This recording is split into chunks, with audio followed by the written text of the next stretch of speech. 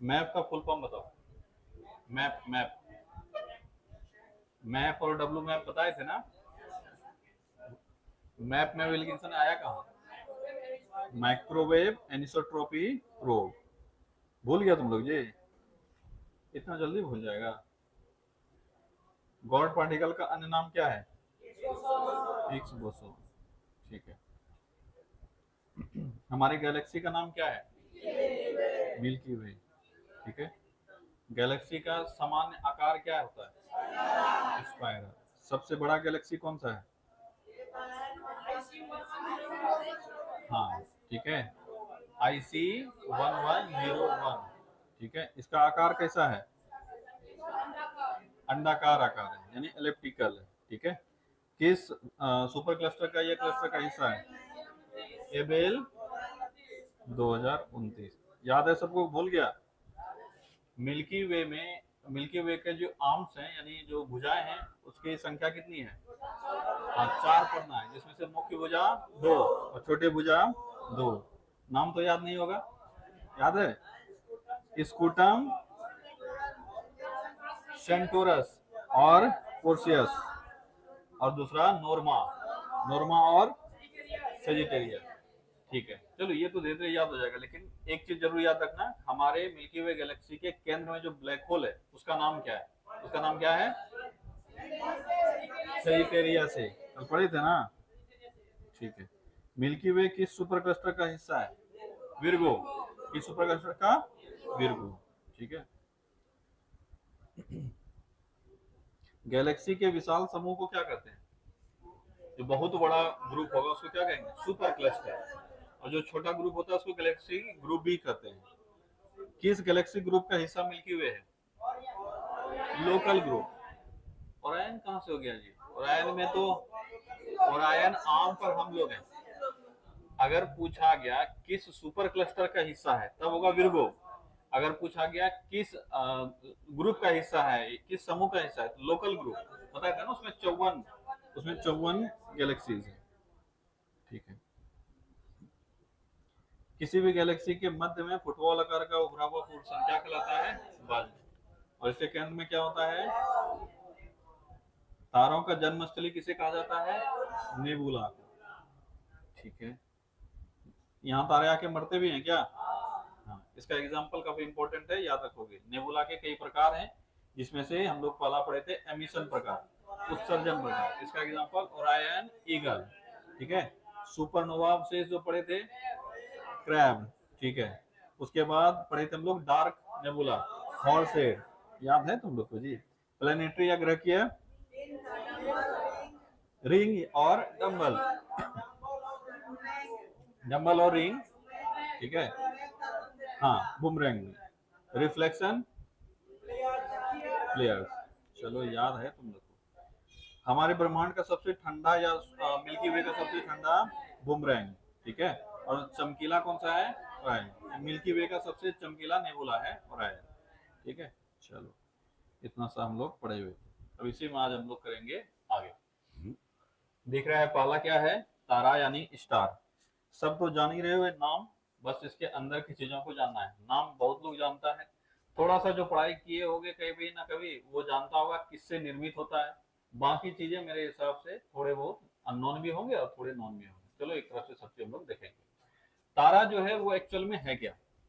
अगर कोई पूछे तुमसे कि तारा क्या है, तो हमारे इस ब्रह्मांड में गैसों के गोले तो बहुत हैं, लेकिन ऐसे गैसों के गोले जिसके पास अपना ऊर्जा हो, उष्मा हो, लाइट हो, ऐसे ही ऑब्जेक्ट को हम क्या नाम दे दिए? तारा। तो तारा जो है उसमें जो 99% या 98% हिस्सा है वो हाइड्रोजन और हीलियम से ही बनता है। किससे बनता है? हाइड्रोजन और हीलियम। क्यों क्यों हाइड्रोजन और हीलियम जरूरी है? ये जब अभी सूर्य पढ़ाएंगे तो वहां और डिटेल से बताएंगे कि हाइड्रोजन और हीलियम क्यों आवश्यक है। क्योंकि यही दोनों सारे तारों का ऊर्जा का मेन स्रोत है। हमारे ब्रह्मांड में अगर पूछा जाए कि कौन सा वह पदार्थ है जो सबसे अधिक है, तो तुमको पृथ्वी पर पूछेगा तो अलग आंसर हो जाएगा। पृथ्वी पर सबसे अधिक क्या है? अगर पूछा जाए पृथ्वी पर, पृथ्वी के भूप्रपट्टी में सबसे अधिक क्या है? ऑक्सीजन। ठीक है। हमारे शरीर में सबसे अधिक क्या है? हमारे शरीर में सबसे अधिक कार्बन है। कार्बन है सबसे अधिक। ऑक्सीजन। ठीक है। सबसे अधिक क्या है? ऑक्सीजन। वैसे ही अगर तुमसे पूछा जाए कि ब्रह्मांड में सबसे अधिक क्या है, तो आंसर होगा हाइड्रोजन। क्या होगा? हाइड्रोजन। इसको भविष्य का ईंधन भी कहा जाता है। ठीक है, जानते हो हम लोग हाइड्रोजन अगर इस्तेमाल करने लगे, अभी हम लोग कर नहीं पा रहे ज्यादा, क्योंकि उसको करने में बहुत खर्चा हो जा रहा है। ठीक है, अगर हम बढ़िया से हाइड्रोजन का इस्तेमाल करने लगे तो भविष्य में जितना अभी हम लोग रिसोर्सेज के लिए भटक रहे हैं ना, थोड़ा सा हाइड्रोजन में बहुत लंबा समय तक हमारा काम चल जाता है। तो हाइड्रोजन कम चाहिए, ऊर्जा उसके पास काफी अधिक है। और जितने भी तारे हैं सबके ऊर्जा का स्रोत क्या है? हाइड्रोजन। हाइड्रोजन कैसे ऊर्जा प्रोड्यूस करता है? तो नाभिकीय संलयन या न्यूक्लियर फ्यूजन, दो क्रियाएं होती है। केमिस्ट्री में जो पढ़े हो ठीक है, नहीं तब आगे चल के पढ़ोगे कि दो क्रियाएं होती है, एक होता है न्यूक्लियर फ्यूजन और एक होता है न्यूक्लियर फिजन। हिंदी में नाभिकीय संलयन और नाभिकीय विखंडन। जब टूटता है न्यूक्लियर, जब टूटता है तो उसको बोलते हैं विखंडन, यानी न्यूक्लियर फिजन। क्या बोलते हैं उसको? Nuclear fission. एटम बम अगर पूछा जाए किस सिद्धांत पर काम करता है, तो न्यूक्लियर फ्यूजन पर। किस पर करता है? न्यूक्लियर फ्यूजन, यानी जो नाभिकीय विखंडन है उस पर। और हाइड्रोजन बम किस पर काम करता है? Nuclear fusion. फ्यूज मतलब जुड़ना एक दूसरे के साथ। इसी को हिंदी बोलते हैं संलयन। क्या बोलते हैं? संलयन। तो वैसा स्रोत जहां पर न्यूक्लियस जुड़कर, यानी एक एक जुड़ के दूसरा बना देगा, इस तरह में जो ऊर्जा प्रोड्यूस होगा, इसको कहेंगे नाभिकीय संलयन की प्रक्रिया। तारों में यही होता है। तारों में हाइड्रोजन जुड़ते हैं और हीलियम बना देता है। क्या बना देता है? क्या जुड़ता है? हाइड्रोजन बना क्या देता है? हीलियम। इसी के दौरान काफी ऊर्जा उत्सर्जित होता है, जो कि हमको तारा का आपको दिखता है उस रूप में दिखता है। क्या समझ में आ गया ये चीज? कि सारे तारों का ऊर्जा का स्रोत अगर पूछा जाए, कौन सा प्रोसेस अगर ये पूछा जाए, तो आंसर करोगे न्यूक्लियर फ्यूजन या नाभिकीय संलयन। चलो मोटा मोटी तो तारा समझ में आ गया बेसिकली है क्या। ठीक है, चलो एक तरफ से सब चीज हम लोग देख लेते हैं। तारा एक ऐसा आकाशीय पिंड है जिसके पास अपना क्या होता है? उष्मा होता है और प्रकाश होता है। यही हमको डिफ्रेंशिएट करने में मदद करता है। जैसे ग्रह अगर तुमसे पूछा जाए, आगे चल के धीरे धीरे हम लोग सब चीज देखेंगे, ग्रह पूछा जाए, उपग्रह पूछा जाए, और या और कोई खगोलीय पिंड है, क्या सबके पास अपना प्रकाश है? अगर पूछा जाए क्या पृथ्वी के पास अपना प्रकाश है, अपना लाइट है, तो आंसर है नहीं। क्या तुम्हारा जो चंद्रमा चमकता हुआ नजर आता है, क्या उसके पास अपना प्रकाश है? नहीं है। ठीक है, किसी के पास अपना प्रकाश नहीं है। सब चमक कैसे रहा है? सूर्य का रोशनी आता है, रिफ्लेक्ट होता है, तब हम उसको देख पाते हैं। तो ब्रह्मांड में वैसे ऑब्जेक्ट जिसके पास अपना उष्मा है, अपना प्रकाश है, उन्हीं को हम क्या कहते हैं? सूर्य, सॉरी क्या कहते हैं? तारा कहते हैं। ठीक है, अगर पूछा जाए तारा का अध्ययन किसके अंदर किया जाता है, यानी कौन सा विषय है जिसके अंदर किया जाता है, अब ये तुम लोग बताओ, कॉस्मोलॉजी या एस्ट्रोनॉमी? यही मार खा गया तुम लोग। ठीक है, अब अगर हम तुमको डरा दें ये पकड़ के ये, तो कोई मदद करने नहीं आएगा। क्या बताएं? एस्ट्रोलॉजी, सॉरी एस्ट्रोनॉमी और कॉस्मोलॉजी में अंतर क्या बताएं? ब्रह्मांड का अध्ययन क्या कहलाता है? कॉस्मोलॉजी। ठीक है, और खगोलीय पिंडों का अध्ययन क्या कहलाता है? एस्ट्रोनॉमी। क्या ये खगोलीय पिंड है कि नहीं है? है खगोलीय पिंड। तो अगर तुमसे सूर्य पूछा जाए या किसी और खगोलीय पिंड के बारे में स्पेशली पूछा जाए कि बताओ इसके बारे में अध्ययन हम किस विषय के अंदर करेंगे, किसके अंदर करेंगे?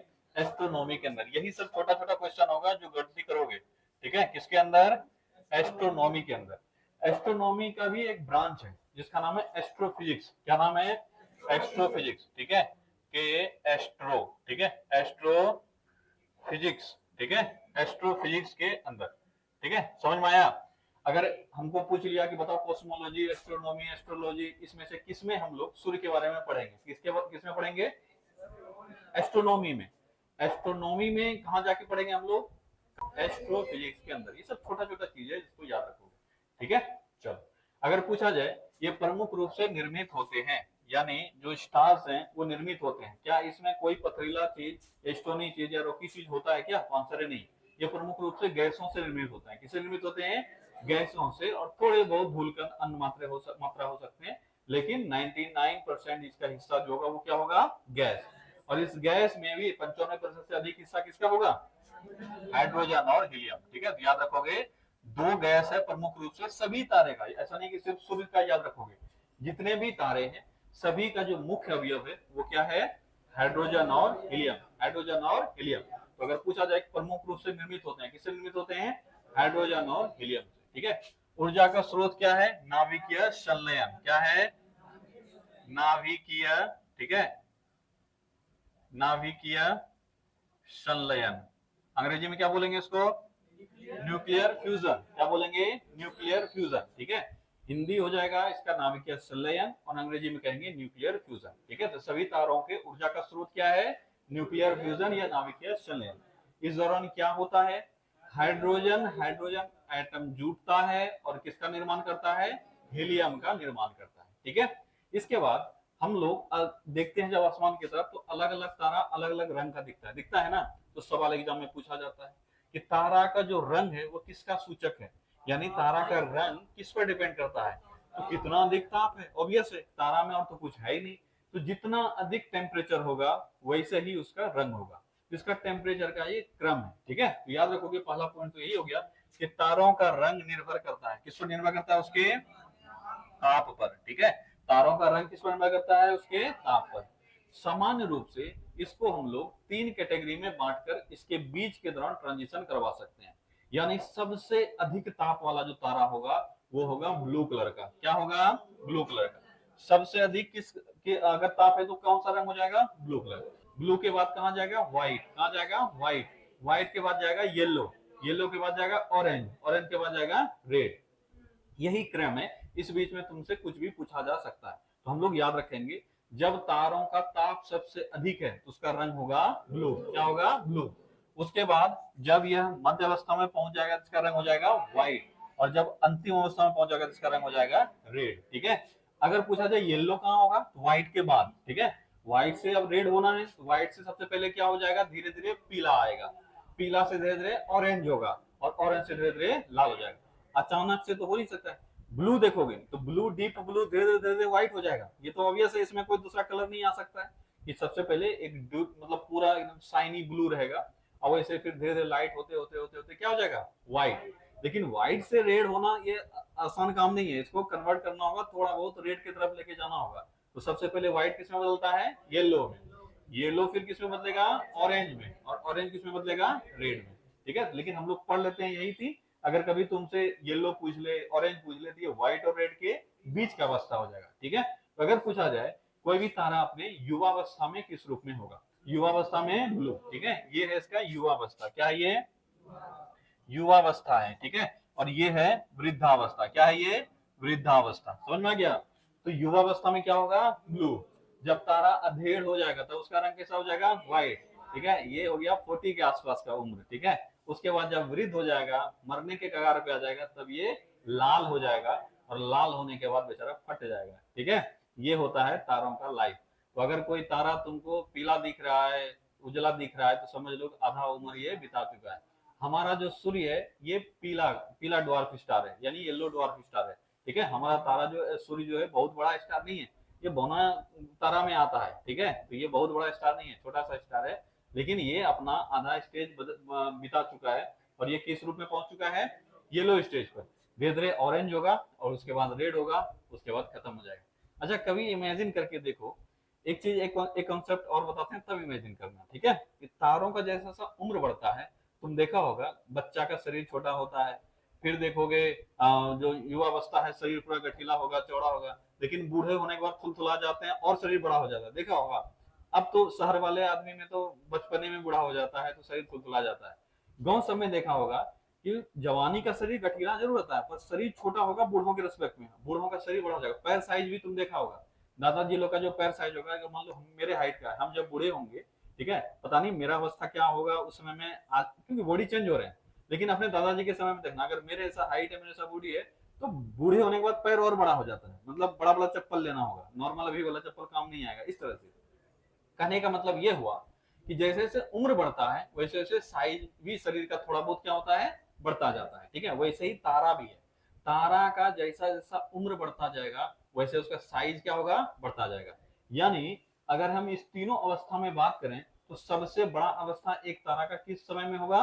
रेड जायंट जब वो बनेगा, यानी लाल दानव। इसलिए इसको क्या कहते हैं? लाल दानव। क्या कहते हैं इसको? लाल दानव। तो पैदा हुआ ब्लू के रूप में, फिर व्हाइट आते थे थोड़ा बड़ा हो जाएगा, फिर येलो जाते थे और बड़ा होगा, फिर उसके बाद ऑरेंज और बड़ा, उसके बाद रेड में सबसे बड़ा।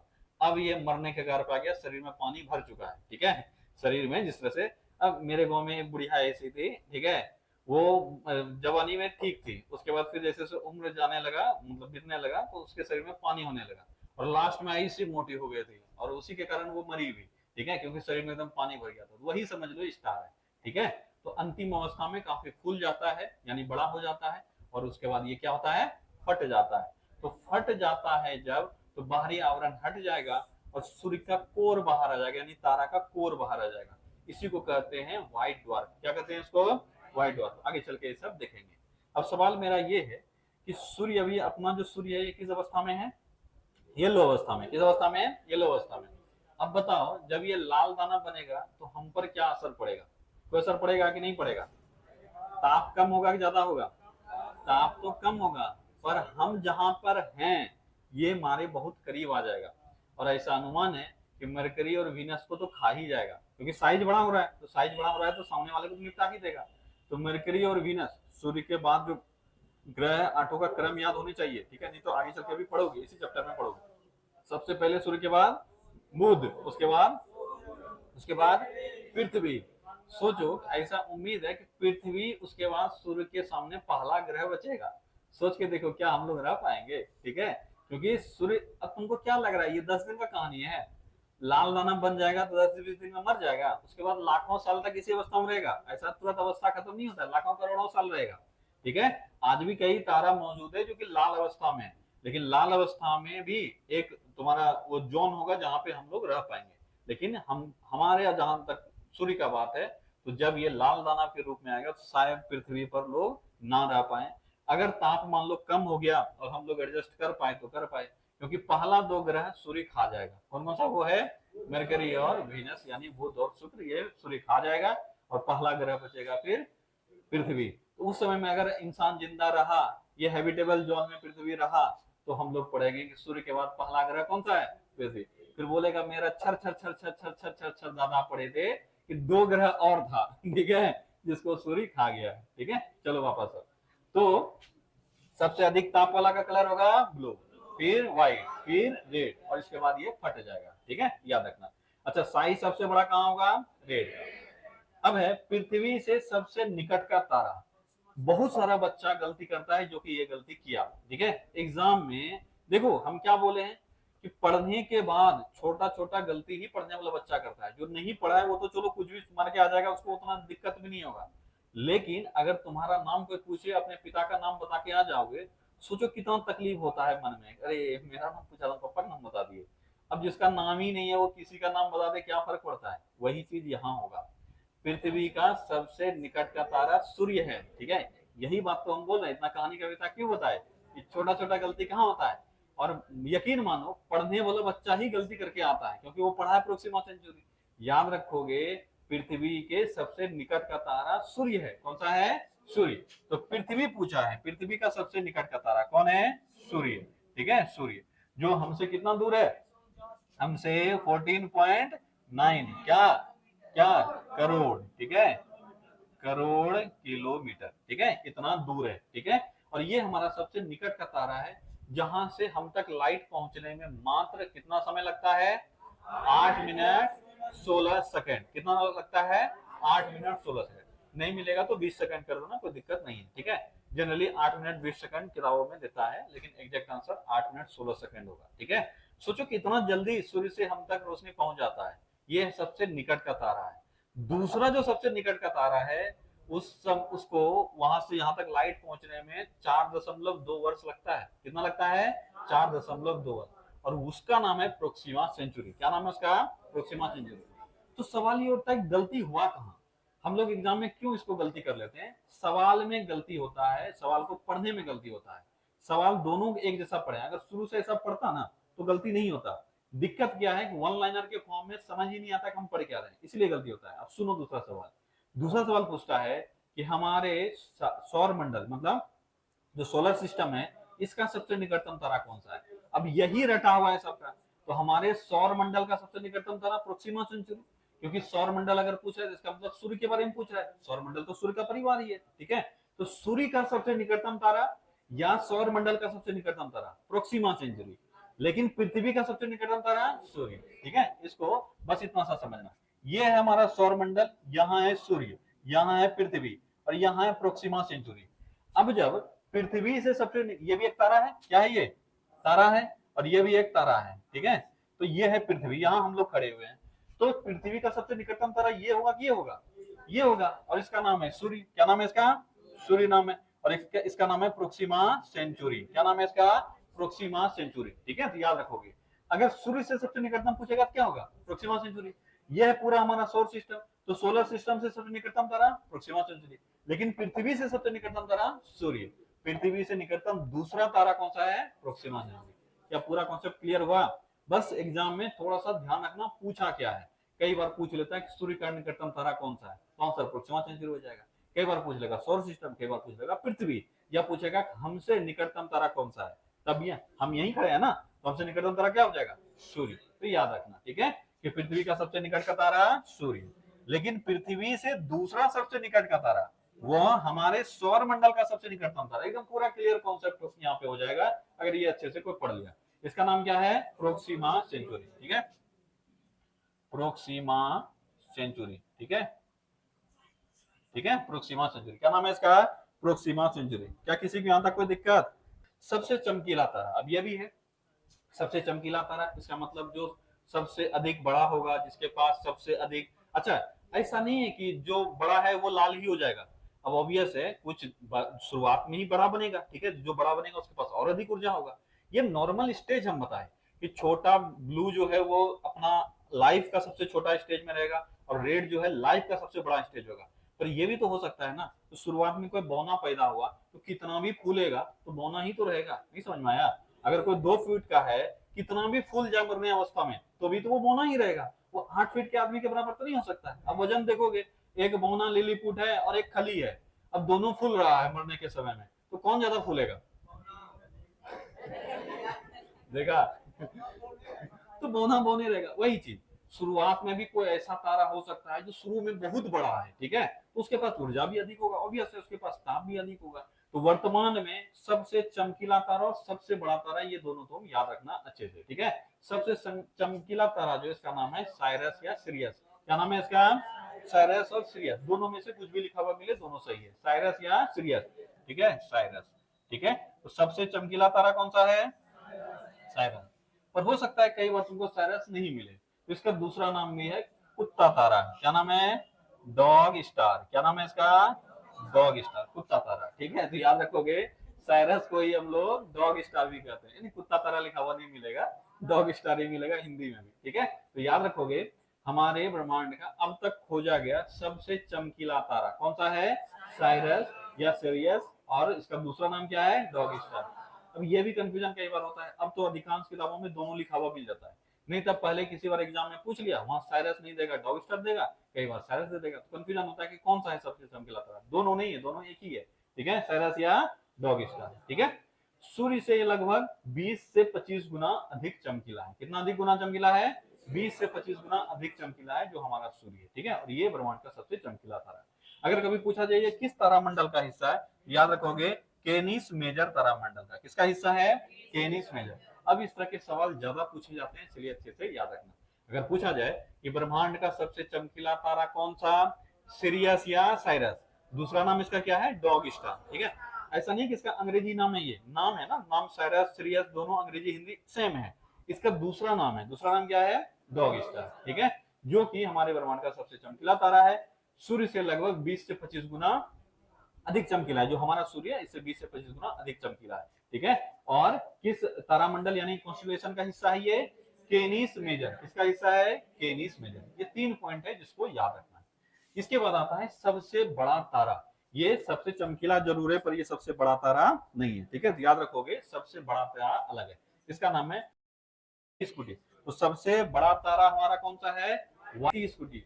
इसका बड़ा होने का अंदाजा सिर्फ इतना ही लगा सकते हो, ये हमारे सूर्य से लगभग 1700 गुना बड़ा है। अब सोच के देखो क्या इसका साइज होगा, ठीक है।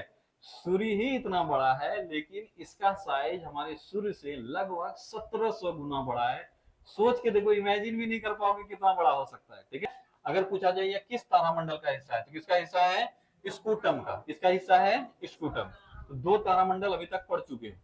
एक पढ़ा केनिस मेजर, केनिस मेजर। केनिस मेजर में कौन बिलोंग करता है, हाँ, साइरस जो कि सबसे चमकीला है। और स्कूटम तारामंडल में कौन है? स्कूटी, जो कि सबसे बड़ा तारा है। क्या पूरा कॉन्सेप्ट यहाँ तक क्लियर हो गया? उम्र के साथ तारों का आकार क्या होगा? बढ़ेगा। ठीक है, ये तो अभी तुरंत बताए, उम्र के साथ तारों का आकार क्या होगा? बढ़ेगा। और अंतिम अवस्था क्या होगा? लाल दानव। इसीलिए उसको हम बोलते हैं लाल दानव, क्योंकि दानव दैत्याकार आकार का हो जाता है, इसलिए बोलते हैं लाल दानव।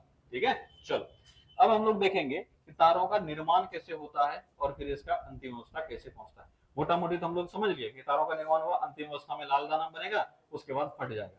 तो उसके बाद फटने के बाद क्या क्या हो सकता है वो सब भी हमको पढ़ना है, उससे भी सवाल आता है। ठीक है, तो सबसे पहले निर्माण देख लेते हैं। निर्माण जब भी किसी तारे का होगा, ये सामान्यतः एक प्री स्टेज से गुजरेगा, यानी तारों के निर्माण से पहले का स्टेज एक गुजरेगा जब इसका निर्माण होगा, और एक स्टेज होगा जब यह निर्मित हो जाएगा। उसके बाद फिर इसका लाइफ, यानी हमको कम से कम 3 स्टेप में इसको बांटना होगा जहां पर भी तारे का निर्माण होगा।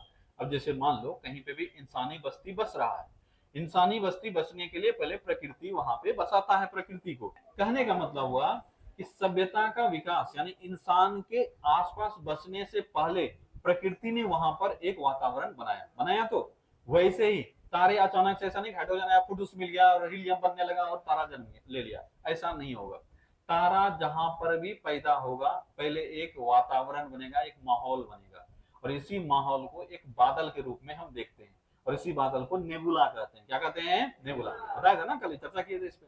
तो सबसे पहले अब नेबुला का निर्माण हो गया, नेबुला का निर्माण हो रहा है। अब क्या नेबुला में तारा जन्म ले लेगा, ऐसा जरूरी है क्या? नेबुला तो तारा के बनने के बाद भी बनता है, लेकिन अगर कहीं नेबुला हमको दिख रहा है जहां पे हमको थोड़ा बहुत ऊर्जा का स्रोत नजर आ रहा है, इसका मतलब हो सकता है वहां तारों का जन्म हो रहा हो। तो सबसे पहले बादल बनेगा। इस बादल में अधिकांश मात्रा किसकी होनी चाहिए? हाइड्रोजन हीलियम की। किसकी होनी चाहिए? Hydrogen helium. ठीक है, अब मान लो इसमें मुख्य रूप से हाइड्रोजन है। अब हाइड्रोजन एक केंद्र बिंदु की तरफ खिंचता हुआ चला जाएगा। क्या हो जाएगा? खिंचता हुआ चला जाएगा, और ये प्रक्रिया कई लाखों साल तक चलेगा। ठीक है, यहाँ मिनट और घंटा दिन साल इसमें कुछ नहीं होता है, सब लाखों करोड़ों में चलता है। ठीक है, अब सबसे पहले यहाँ पूरा फैला हुआ है हाइड्रोजन, ये एक बादल है। इस बादल में जो हाइड्रोजन के कण है, हीलियम के कण है, वो कहाँ खींचे जा रहे हैं?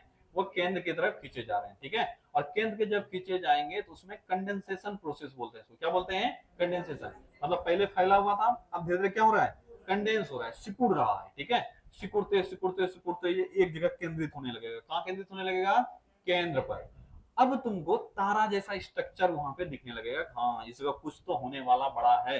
ठीक है, जैसे हवन कुंडली वगैरह बना के तैयार रखे हो पहले से, कोई बाहरी आदमी बोलेगा हाँ इसका होने वाला तो कुछ जरूर है। आग जलने को बस तैयार ही है, पूरा सामग्री एकदम सजाया हुआ है, बस हुम भूम भूम भूम ब्लास्ट करने ही वाले हो तुम। ठीक है, आग जलेगा। वैसे ही पहले बादल बना, बादल में संघनन होना शुरू हो गया हाइड्रोजन का, और ये एक जगह केंद्र की ओर संघनित होता चला गया। ये कौन सा टाइम है जी? आज कुछ है क्या? आज कुछ है नहीं है ना? मतलब कोई पर्व उर्व है क्या? ठीक है, शुक्रवार को तो अल्लाह अकबर, वापस आओ। ठीक है ठीक है, कहाँ थे हम? संगनित कर रहे थे। ठीक है, कंडेंस हो गया, संगनित हो गया, एक जगह सब जाके एकत्रित होने लगेगा। जब एक जगह एकत्रित होने लगेगा एक तारा का प्रोटोटाइप बनेगा, जिसको हम लोग प्रोटो स्टार कहते हैं। क्या कहते हैं? Proto star.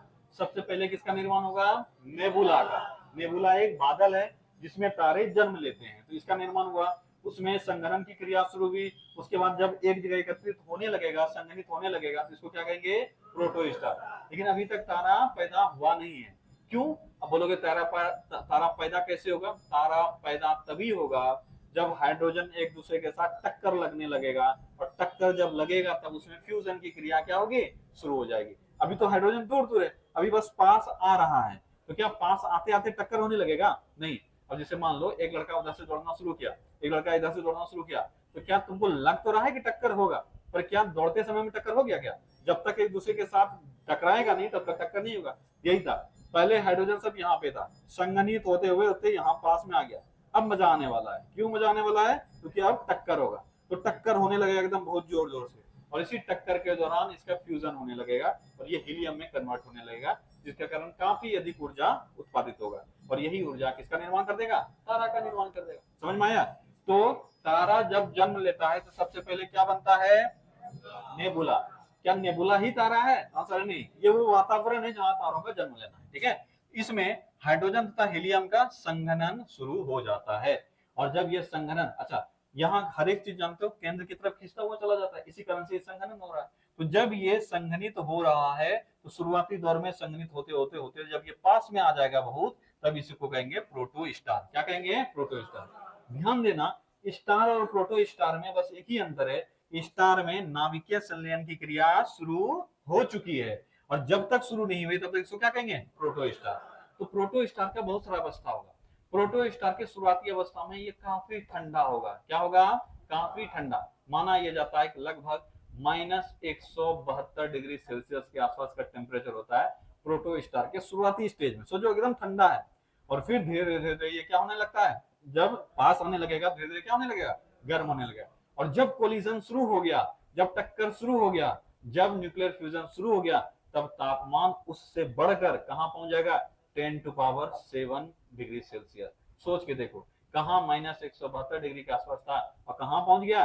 10⁻⁷ degree Celsius. ये टेम्परेचर का डिफरेंस आ जाता है, और यही ऊर्जा पैदा करने लगता है, उसमें हमको दिखने लगता है, और हम बोलते हैं अब तारा आ चुका है। समझ में आ गया पूरा?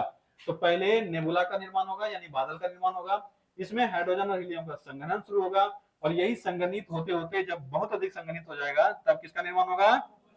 प्रोटोस्टार। याद रखोगे, जब गैसें गुरुत्वाकर्षण संकुचन से केंद्र में अधिक संघनित हो जाते हैं, तब का अवस्था क्या कहलाता है? प्रोटोस्टार। यह तारों का प्रारंभिक अवस्था, यानी अब लग रहा है कि अब यहाँ पे तारा पैदा हो जाएगा, लेकिन याद रखना इसमें अभी न्यूक्लियर फ्यूजन जो है वह शुरू नहीं हुआ है, ठीक है। न्यूक्लियर फ्यूजन जैसे ही शुरू होगा वैसे ही हम उसको क्या कर देंगे?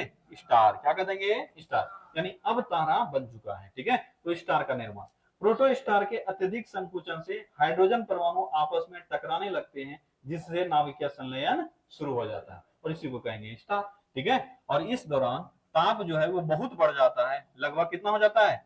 10⁻⁷ डिग्री सेल्सियस के आसपास हो जाता है, और इसे ही हम क्या कहते हैं? तारा। तो क्या कोई भी यहाँ पे पत्थर टुकड़ा टुकड़ा ये सब कुछ आया? बस गैस ही है, गैसों गैसों का खेल है। तो क्या तारा का जन्म समझ में आ गया?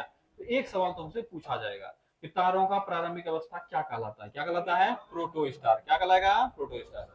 तारों का जन्म कहाँ होता है? ये तो कल भी चर्चा किए थे, नेबुला में। कहाँ होता है? नेबुला में। क्या होता है इसमें? इसमें हाइड्रोजन का कंडेंसेशन होता है। क्या होता है? संघनन होता है। बस इतना सही जानना है। क्या बोले हैं, ये सारे टॉपिक काफी इंटरेस्टिंग है, और बहुत भारी भरकम माथा पे बोझ आने वाला है ही नहीं। कुछ टर्मिनोलॉजी याद रख लोगे, समझना काफी आसान है। अगर कोई एब्सेंट किया तब उसको दिक्कत हो जाएगा, लेकिन जो क्लास एब्सेंट नहीं करोगे उसको समझने में कोई दिक्कत नहीं। क्या समझने में कोई दिक्कत हुआ? स्टेज सारा क्लियर हो गया दिमाग में? बस यही तो जानना है, टर्मिनोलॉजी सिर्फ आना चाहिए, और इंटरेस्ट करोगे टर्मिनोलॉजी भी अच्छे से सीखते चले जाओगे, ठीक है। चलो, स्टार का जन्म हो चुका है।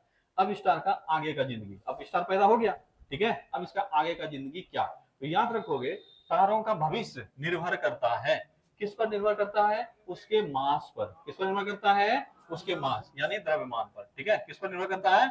उसके मास यानी द्रव्यमान पर, ठीक है। किस पर निर्भर करता है?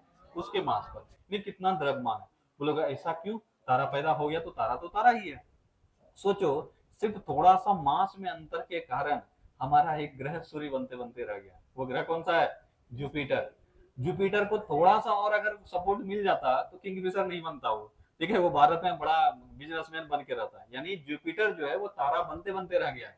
जुपिटर के पास वो सारा गुण है, मतलब एग्जाम क्वालिफाई करने का सारा गुण है, बस आधा नंबर से फेल कर गया है वो, जिसके कारण से आईएएस ऑफिसर वो नहीं बन पाया, तब वो भी आज आईएएस ऑफिसर रहता है, ठीक है। तो याद रखना, अगर पूछा जाए कि हमारे सौर मंडल में एक ग्रह जिसके पास तारा बनने का सारा गुण है, वो कौन सा है? वो है जुपिटर। बस उसका मास थोड़ा सा कम रह गया, जो उसमें वो जो क्रियाएं हैं वो हो नहीं पाई, जिसके कारण से वो क्या बन के रह गया?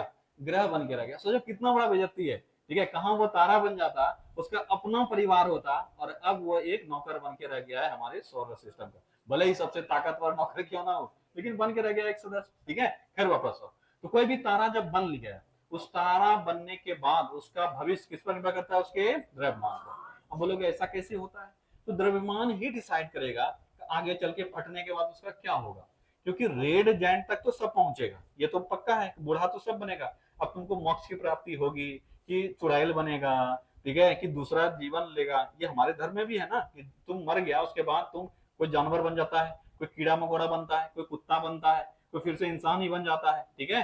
तो वैसे ही तारा है, तारा जब मरेगा यानी लाल अवस्था में जब पहुंचने के बाद खत्म होगा तब क्या बनेगा, तो उसके पास दो तीन ऑप्शन है, या तो वो व्हाइट ड्वार्फ बन जाएगा, क्या बन जाएगा, व्हाइट ड्वार्फ, या सुपरनोवा बन जाएगा, क्या बनेगा, सुपरनोवा। सुपरनोवा अगर बना है तो फिर दो ऑप्शन है उसके पास, या तो वो न्यूट्रॉन तारा बन जाएगा या ब्लैक होल बन जाएगा। तो तारों का, हर एक तारों का इच्छा होता है कि हम अंतिम अवस्था में क्या बने, ब्लैक होल, क्या बने, ब्लैक होल। ब्लैक होल के पास असीमित शक्ति होता है, यही समझ लो वो भूतों का सरदार है, मतलब ऐसे हाथ घुमाएगा तो पूरा पृथ्वी पलट जाएगा, ऐसा है ब्लैक होल का शक्ति। यानी सभी का तो इच्छा यही होगा। अच्छा, जो मंत्र बैठ के पढ़ रहा है उस सबके पास तो इच्छा होगा कि मेरे पास असीमित शक्ति आ जाए, यही तो इच्छा होता है सब मंत्रिया का। ठीक है, वही है, सब तारों का इच्छा क्या होता है, ब्लैक होल बने, पर बन नहीं पाएगा। क्यों, बाधा कौन बनेगा उसका, मास। जितना अधिक मास होगा उतना ही ब्लैक होल बनने का चांसेस उसका बढ़ जाएगा। ठीक है, और इसी का अध्ययन किया था, किसने अध्ययन किया था, चंद्रशेखर ने। किसने अध्ययन किया था, चंद्रशेखर। इसको कहते हैं चंद्रशेखर लिमिट। क्या कहते हैं, चंद्रशेखर लिमिट, हिंदी में चंद्रशेखर सीमा। क्या होता है चंद्रशेखर सीमा, चंद्रशेखर बाबू ने समझाया कि हमारे सूर्य के मास का 1.44 गुने मास, फिर से रिपीट करते हैं, हमारे सूर्य का जो मास है उसके 1.44 गुना, मतलब मोटा मोटी 1.5 गुना ज्यादा। ठीक है, अगर मोटा मोटी बोलोगे तो 1.5 गुना ज्यादा, ऐसे एग्जैक्ट डाटा याद रखना है, डाटा पूछता है 1.44 टाइम्स। ठीक है, कितना मास होना चाहिए उसका, 1.44 गुने मास, किसके मास का, हमारे सूर्य के मास का। इससे अगर अधिक मास हुआ तभी वो सुपरनोवा बनेगा, तभी उसका भविष्य डिसाइड होगा कि वो क्या बनेगा। अगर इससे ज्यादा नहीं है तो कभी वो सुपरनोवा बन ही नहीं सकता, वो हमेशा व्हाइट ड्वार्फ ही बनेगा। समझ में आ गया, यानी हमारे सूर्य का जो अंत होगा क्या ब्लैक होल के रूप में हो सकता है, बोलोगे ब्लैक होल तो बहुत दूर की बात है, पहले सुपरनोवा ब्लास्ट होगा कि नहीं होगा उस पर भी खतरा है, क्योंकि सूर्य के मास का कितना होना चाहिए, 1.44 गुना, मतलब इसे 1.5 गुना ज्यादा होना चाहिए, तो सूर्य तो छोटा ही हो गया उससे। समझ में आ गया। तो चंद्रशेखर बाबू ने क्या समझाया कि अगर कोई तारा मरने पर अगर वह सुपरनोवा बनता है तो उसके लिए उसका मास न्यूनतम कितना होना चाहिए, सूर्य के मास का 1.44 गुना। क्या ये समझ में आया, ठीक है। अगर इससे अधिक है तभी वो सुपरनोवा बनेगा, नहीं तब वो व्हाइट ड्वार्फ बन जाएगा। क्या बन जाएगा, व्हाइट ड्वार्फ। अब नया नया टर्मिनोलॉजी आ रहा है, समझाएंगे अभी सब। ठीक है, पहले याद रखो तो सूर्य का भविष्य किस पर, सॉरी तारों का भविष्य किस पर डिपेंड करता है, मास पर यानी द्रव्यमान पर। तारों का अंतिम अवस्था क्या है, रेड जायंट। ठीक है, रेड जायंट, इसी को हिंदी में बोल लेते हैं लाल दानव। क्या बोल लेते हैं, लाल दानव। और अगर बहुत बड़ा तारा है तो वो अंतिम अवस्था में, देखो जैसे ये सब बड़ा तारा है, इसको जेंट बोल के बेइज्जती हो जाएगा, इसको दानव बोलना बेइज्जती हो जाएगा, क्या बोलेंगे इसको, महादानव। ठीक है, तो महादानव जिसमें आ गया तो समझ लो वो किसी 1.44 गुने का मोहताज नहीं है, उसका तो कई 100 गुना पहले से। अरे ऑब्वियस है ना। हाँ, GIANT, हम गलत लिख दिए क्या, अच्छा जैंट, स्पेलिंग सही कर दें, ठीक है। चलो, तो अगर कोई पहले से मान लो कोई बहुत बड़ा है तो उसको सिंपल सा भूत कहना तो बेइज्जती है, उसके लिए बहुत बड़ा टर्मिनोलॉजी होना चाहिए। जैसे हम लोग के यहाँ आता है कौन कौन सा एक तो बोलते हैं ना, क्या क्या बोलते हैं जी, बड़ा बड़ा भूत सब जो होता है, ठीक है, जो भी है वापस सब तो चुड़ैल सब तो नॉर्मली हो गई, ठीक है, बड़ी वाली चुड़ैल, ठीक है। हाँ ठीक है, तो अंतिम अवस्था तो सबका लाल दानव है ही, लेकिन जो शुरुआत से ही काफी बड़ा है उसको लाल दानव कहना उसका बेइज्जती होता है, इसलिए हम क्या कह देते हैं, लाल महादानव। यानी रेड जैंट तो होगा ही, और अंतिम अवस्था में इसको क्या बोल देंगे, अगर कोई बहुत बड़ा है तो रेड सुपर जैंट। क्या बोल देंगे, सुपर जैंट। क्या बोल देंगे, सुपर जैंट। क्या दोनों अलग अलग, क्या अलग अलग नहीं है, बस आकार में अंतर है। अगर कभी तुमसे पूछा जाए रेड सुपर जायंट स्टार का भविष्य क्या होगा, तो हमेशा वो क्या बनेगा, सुपरनोवा। हमेशा क्या बनेगा, सुपरनोवा। लेकिन अगर कोई रेड जायंट है तो उसके भविष्य पर थोड़ा सा खतरा है, वो कुछ भी बन सकता है। ठीक है, अब बोलोगे कि दोनों में अंतर क्या है, समझो दोनों में अंतर क्या है। ठीक है, अभी आगे चल के एक एक करके डिटेल से हम सबको देखेंगे, थोड़ा सा भी जान लेते हैं कि होता क्या है। जैसे लाल दाना तारा बन गया है, अपना उम्र ये बुढ़प्पा का जीत गया, अब ये उसको मरना है, तो मरेगा कैसे, मरेगा कैसे तारा, कहें तो बोल नहीं सकता, ऐसे करके जीत तो नहीं निकाल सकता है, मरने का कोई तरीका होगा। तो मरने के समय में ये फट जाता है, क्या होता है, फट जाता है। अब फटने का ही दो तरीका है, अगर ये बड़ा विस्फोट के साथ फटेगा इसे कहेंगे सुपरनोवा। क्या कहेंगे, सुपरनोवा। इसको बोलते हैं विस्फोटी तारा, हिंदी में क्या बोल देते हैं, विस्फोटी तारा। हिंदी में दोनों यूज करते हैं, विस्फोटी तारा और सुपरनोवा। अंग्रेजी में यूज करते हैं हमेशा, क्या यूज करते हैं, सुपरनोवा। तो हिंदी में दोनों यूज करेंगे, इसलिए सुपरनोवा ही अच्छे से याद रखना। काहे के लिए विस्फोटी तारा याद रखोगे, वो तो डेफिनेशन ही होता है कि सुपरनोवा क्या है, जब तारा में विस्फोट होता है तो वो क्या बन जाता है, सुपरनोवा। लेकिन अगर साइज बहुत बड़ा नहीं है, साइज इसका छोटा है, ठीक है, सूर्य उससे छोटा है, तब क्या होगा, इसका बाहर वाला आवरण फट के निकल जाएगा। जैसे अंडा का, जैसे चूजा बाहर निकलता है पहले देखो बाहर वाला चीज फट जाता है, वैसे ही इसका बाहर वाला आवरण यानी जो कवर है वो हट जाएगा और बीच में बन जाएगा कोर। अब यहाँ से नई नई टर्मिनोलॉजी आते जाते हैं। कोई भी ऑब्जेक्ट अगर पढ़ेंगे हम लोग याद रखेंगे ये कम से कम इसमें दो सरफेस तो होगा ही। कितना सरफेस होगा, दो। एक होगा केंद्र, ठीक है, एक होगा केंद्र। अगर किसी तारे का ऊर्जा का स्रोत पूछा जाए कहाँ अवस्थित होता है, तो केंद्र में। कहाँ अवस्थित होता है, केंद्र में। यानी समझो ये है भट्टी, क्या है ये, भट्टी। भट्टी जलता है ना, लेकिन ताप यहां तक महसूस करते हो, करते हो, ठीक है। तो ये हो गया ऊर्जा का स्रोत यानी केंद्र, और इस जगह जो तुमको फील हो रहा है ये हो गया पूरा इसका बाउंड्री, यही आवरण बना के रखता है। तो जब सूर्य अपने अंतिम अवस्था में पहुंचता है, यानी तारा कोई भी अपने अंतिम अवस्था में पहुंचता है, तो ये आवरण यानी कवर जो है ये बाहरी वाला, ये क्या होता है, टूट जाता है और बच क्या जाता है, सिर्फ कोर। क्या बच जाता है, कोर। कभी कोयला देखना, कोयला जलाना कभी, तो कोयला जब हल्का हल्का कम होने लगेगा जलन उसका, मतलब लालिमा धीरे धीरे होता जाएगा, ऊपर वाला तुम ऐसे पपड़ी पपड़ी उखाड़ सकते हो, अंदर में एकदम लाल लाल नजर आएगा। कभी देखे वैसा करके, करके देखना, यही होता है। तो बाहरी आवरण जो है, टेम्परेचर जब काफी कम हो जाएगा तो बाहरी आवरण टूट के गिर जाएगा, तो अंदर वाला कोर दिखने लगता है। क्या दिखने लगता है, कोर। अभी तक ये पूरा दिख रहा था तो लाल लाल नजर आ रहा था, अब ये बाहर का पूरा पोर्शन टूट के हट गया, तो बच क्या गया इसका, कोर। क्या बोलते हैं इसको, कोर। पृथ्वी के केंद्र में भी क्या है इसका, कोर। वैसे ही सूर्य के केंद्र को भी क्या कहते हैं, कोर। वैसे भी किसी भी तारे के केंद्र को क्या कहेंगे, कोर। अंग्रेजी में कोर कहते हैं, ठीक है, अंग्रेजी में कोर कहते हैं, हिंदी में क्रोड कहते हैं। क्या कहते हैं, क्रोड। दोनों एक ही चीज है, कोई अंतर नहीं है। तो जब बाहरी आवरण यानी बाहरी कवर टूट जाएगा तो बच जाएगा कोर, और यहाँ तो पहले से आग लगा हुआ था, इसका मतलब वो दिखेगा व्हाइट। कैसा दिखेगा, व्हाइट, ठीक है। अब भले ही एनर्जी उसका खत्म हो रहा है पर अभी भी आग तो वहां है, आग वहां है तो वो व्हाइट नजर आता है। कैसा नजर आता है, व्हाइट। इसीलिए इसको कह देते हैं व्हाइट ड्वार्फ। यानी पहले बड़ा तारा था, फट गया बाहरी, बच गया सिर्फ बीच वाला कोर, इसलिए ये बौना नजर आने लगता है। क्या नजर आने लगता है, बौना। इसीलिए इसको क्या कहते हैं, ड्वार्फ। ड्वार्फ का हिंदी होता है बौना। क्या होता है, बौना। अच्छे शब्द में इसको वामन कह देते हैं। क्या कह देते हैं, वामन। इसीलिए व्हाइट ड्वार्फ, क्या लिखे हैं, व्हाइट ड्वार्फ। तो सबसे पहले रेड जेंट तक सब पहुंचेगा। अगर बहुत बड़ा है तो रेड सुपर जेंट हो जाएगा, और अगर कम बड़ा है तो वो रेड जेंट होगा, ठीक है। अगर सुपर जेंट है तो ऑब्वियस है वो हमेशा क्या बनेगा, सुपरनोवा। लेकिन अगर रेड जेंट है तो उसका अवस्था आगे चल के क्या होगा, व्हाइट ड्वार्फ। क्या बनेगा, व्हाइट ड्वार्फ। लेकिन अभी भी ऊर्जा पूरा खत्म नहीं हुआ है, अभी भी वो चमक रहा है, उजला उजला वो चमक रहा है। अच्छा, हिंदी में इसको क्या कहते हैं, श्वेत वामन तारा। क्या कह देते हैं, श्वेत वामन तारा। नोट्स में हिंदी इंग्लिश दोनों में मिल जाएगा, टेंशन नहीं लेना है, ठीक है। अभी खाली पढ़ लो। तो व्हाइट ड्वार्फ को हिंदी में क्या कहेंगे, श्वेत वामन तारा, यानी छोटा बौना तारा। अब जान रहे हो ये वो अवस्था है जो चमक तो वो रहा है, पर उसके पास अब शक्ति वगैरह बचा है नहीं, उसमें नए नाभिकीय संलयन हो नहीं रहे हैं, ऊर्जा उत्पादित हो नहीं रहा है, मतलब जो बचे कुछ ऊर्जा है वो बस खत्म होने का इंतजार कर रहा है। क्लियर है यहाँ तक। इन्हें चूल्हा तुम बंद कर चुका है, अब आगे का कोई प्रोसेस नहीं बढ़ रहा है, पर अभी भी कोयला में वो आग जो है वो अपना ऐसे करके देख रहा है, तो आग तुमको नजर आएगा, वही ये नजर आता है। तो कुछ समय बाद वो बचेगा कि खत्म हो जाएगा और जलेगा, खत्म हो जाएगा, ऑब्वियस है, धीरे धीरे धीरे खत्म हो जाएगा। तो ये जो व्हाइट ड्वार्फ था, पहले इतना बड़ा रेड था, अब बच गया व्हाइट ड्वार्फ। ये व्हाइट ड्वार्फ धीरे धीरे धीरे धीरे धीरे धीरे धीरे जलना बंद करने लगेगा, मतलब जो चमक है वो धीरे धीरे खत्म होने लगेगा, और ये वही काला बन जाएगा। क्या बन जाएगा, काला, जिसको की बोलते हैं ब्लैक ड्वार्फ। क्या बोलते हैं, ब्लैक ड्वार्फ। ठीक है, समझ में आ गया पूरा। पहले ये तारा था, इसमें ऊर्जाएं निर्मित हो रही थी, नाभिकीय संलयन क्रिया हो रहा था, तो ऊर्जा इसमें पैदा हो रहा था, जिसके कारण इसके पास चमक था, और उसकी साइज भी धीरे धीरे बढ़ती गई। बढ़ते बढ़ते क्या हो गया, रेड जायंट। क्या हो गया, रेड जायंट। उसके बाद अपना अंतिम अवस्था में आ गया और बाहरी कवर इसका फट के बाहर निकल गया। अब बच गया सिर्फ कोर। क्या बच गया, कोर, जो कि एकदम पूरा प्योर व्हाइट, चमकीला व्हाइट नजर आता है।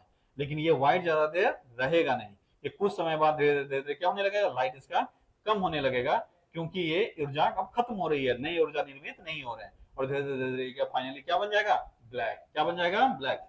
और ये ब्लैक जैसे ब्लैक होल भटक रहा है, जैसे काला ऑब्जेक्ट हो जाएगा, और ये ब्रह्मांड में भटकता रहेगा। क्या समझ में आ गया पूरा यहाँ तक कॉन्सेप्ट, बोलो। लेकिन अगर उसका साइज बड़ा है, तो बड़ा है तो वो व्हाइट ड्वार्फ नहीं बनेगा, वो क्या बनेगा, सुपरनोवा। सुपरनोवा यानी इसका जो ब्लास्ट होगा ये काफी जोरदार होगा, ठीक है। यानी अवस्था तो वही है, रेड जायंट के बाद ये ब्लास्ट होगा, ये काफी क्या बोलते हो, बहुत बड़ा ब्लास्ट होगा और इससे काफी ऊर्जाएं निकलेगी, जिसके कारण से उस तारा का प्रकृति ही पूरा बदल जाएगा। ठीक है, और ये प्रकृति बदलने के बाद इसके पास दो ऑप्शन है, ये दो चीज बन सकता है, या तो ये न्यूट्रॉन स्टार बन जाएगा, अब आगे चल के देखेंगे कि न्यूट्रॉन स्टार क्या होता है, उसका स्पिनिंग क्या होता है, ये सब देखेंगे। ठीक है, तो अगर सुपरनोवा ब्लास्ट हुआ है तो ये या तो क्या बन जाएगा, न्यूट्रॉन स्टार, या क्या बन जाएगा, ब्लैक होल। ठीक है, तो याद रखना, अगर न्यूट्रॉन स्टार बना तो भी इसका अंतिम अवस्था क्या हो सकता है, ब्लैक होल। यानी किसी तारों का अंतिम अवस्था अगर पूछा जाए बड़े तारों का, तो वो हमेशा किस रूप में होता है, ब्लैक होल के रूप में। तब ये सब टेक्नोलॉजी एक एक करके देखेंगे। तो आज हम लोग रेड और व्हाइट देख लेते हैं। रेड जैसे बता ही दिए, वृद्धावस्था में तारों का ताप क्या होता है, कम हो जाता है, वो आकार काफी बड़ा हो जाता है, और इसी को हम लोग बोलते हैं रेड जैंट। तापमान लगभग कितना हो जाएगा इसका, 5000 डिग्री सेल्सियस से कम। रेड जैंट के बाद अगला टेक्नोलॉजी है व्हाइट ड्वार्फ स्टार। तो याद रखोगे, जब तारे का द्रव्यमान कम हो, किससे कम हो, सोलर मास यानी सूर्य के मास के 1.44 गुने से कम हो, तब ये हमेशा क्या बनेगा, व्हाइट ड्वार्फ। क्या बनेगा, व्हाइट ड्वार्फ। ठीक है, याद रखोगे, तब लाल दानव के बाद बाहरी आवरण टूट जाता है, अभी तुरंत बताए थे, ये बाहरी आवरण जो है ये सब टूट जाएगा और बच जाएगा सिर्फ बीच का कोर। बाहरी आवरण टूट जाएगा एवं अंदर का कोर, ठीक है, अंदर का कोर सफेद चमकीला तारा के रूप में नजर आएगा, जिसको हम कह देंगे व्हाइट ड्वार्फ। क्या कह देंगे, व्हाइट ड्वार्फ। अगर पूछा जाए ये चमक तो रहा है, पर क्या इसमें कोई जिंदगी बचा हुआ है इसका, नहीं, याद रखोगे ये मृत अवस्था है। क्या ये मृत अवस्था है, अतः इसमें नाभिकीय संलयन क्या होता है, बंद हो जाता है। बहुत इंपॉर्टेंट है, यहाँ से सवाल आता है कि व्हाइट ड्वार्फ में नाभिकीय संलयन होता है कि नहीं होता है, नाभिकीय संलयन नहीं होता है, ये बंद हो जाता है। ठीक है, और जितने भी अवयव बचे हुए हैं, ये रेड जायंट जैसे ब्लास्ट होगा उससे स्वयं शुरू हो जाता है, ये भारी एलिमेंट में बदलने लगते हैं, भारी एलिमेंट्स में, जैसे कार्बन में बदलने लगेगा, जानते हो कार्बन अंतिम अवस्था में बदलता है। ठीक है, तो जो हीलियम सब बचा हुआ है वो किसमें कन्वर्ट होने लगेगा, कार्बन में बदलने लगेगा, और अंतिम रूप से ये धीरे धीरे धीरे धीरे बंद हो जाएगा, इसका स्विच बंद हो जाएगा, और धीरे धीरे ऊर्जा खत्म हो जाएगा एवं ये बन जाएगा, क्या बन जाएगा, ब्लैक ड्वार्फ, और ये भटकता रह जाएगा, यानी तारा मर गया, ये कहानी इसका खत्म हो गया। अब ब्लैक ड्वार्फ यानी ब्लैक गोला के रूप में ये असीमित काल तक ब्रह्मांड में इधर उधर भटकता रहेगा। क्या ये पूरा यहाँ तक का कॉन्सेप्ट समझ में आ गया।